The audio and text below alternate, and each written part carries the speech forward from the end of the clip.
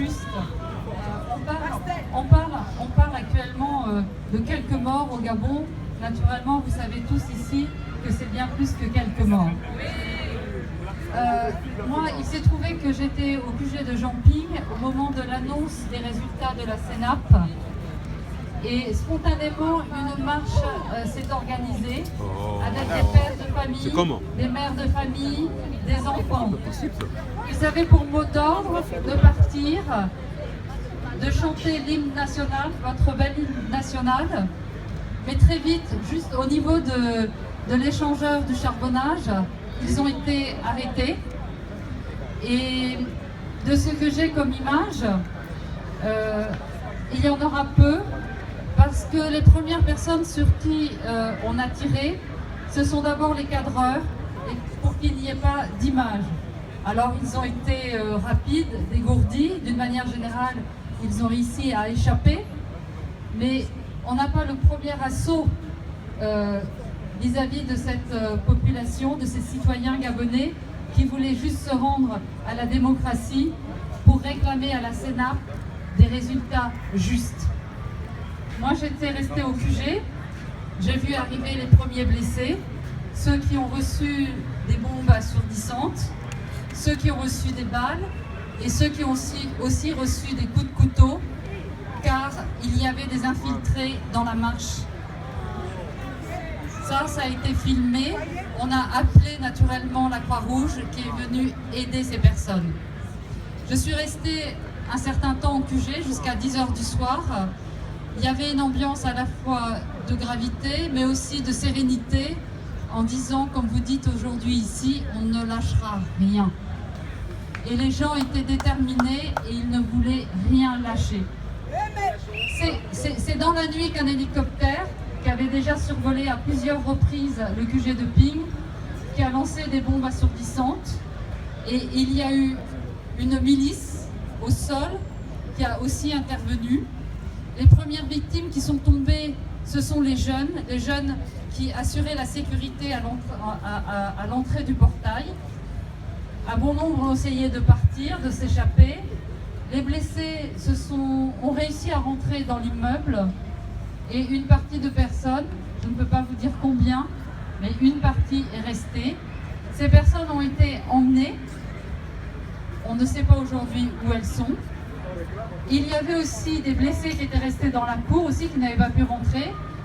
Ces personnes aussi ont été amenées quelque part, on ne sait pas où.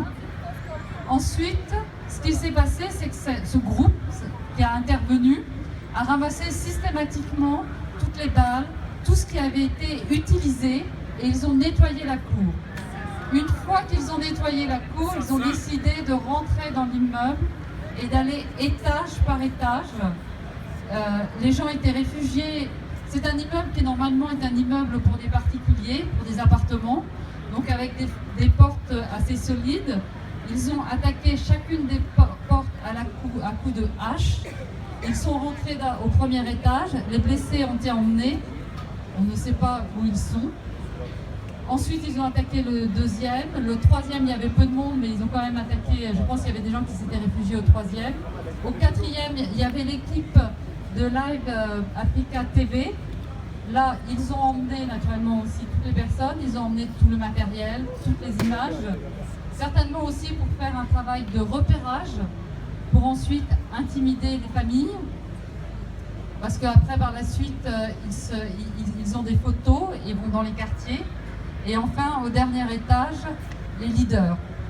Une fois que cette équipe, ces mercenaires, ces milices ont fait ce travail-là, ils sont partis. Et c'est à ce moment-là la police, la gendarmerie, qui est intervenue. Et lorsque la gendarmerie est intervenue, les personnes qui étaient présentes dans l'immeuble ont été mis dans différents commissariats en petits groupes avec une détention difficile, mais petit à petit certains ont été relâchés, certains ont pu témoigner, et aujourd'hui une série de Gabonais passe devant la justice pour être en tout cas sortis des commissariats qui ne sont pas habilités à recevoir de toute façon autant de monde. Une équipe s'est coordonnée pour pour leur apporter à manger, pour leur apporter à boire. Donc voilà par rapport au QG à peu près ce que je peux dire, ce que j'ai pu aussi filmer.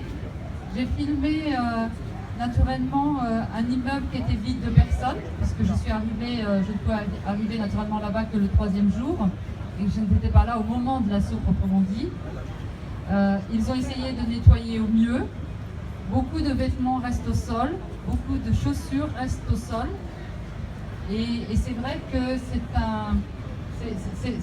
un moment étrange, car on se doute bien que dans tous ces appartements, des gens ont eu peur, et peut-être encore ont peur aujourd'hui pour leur vie.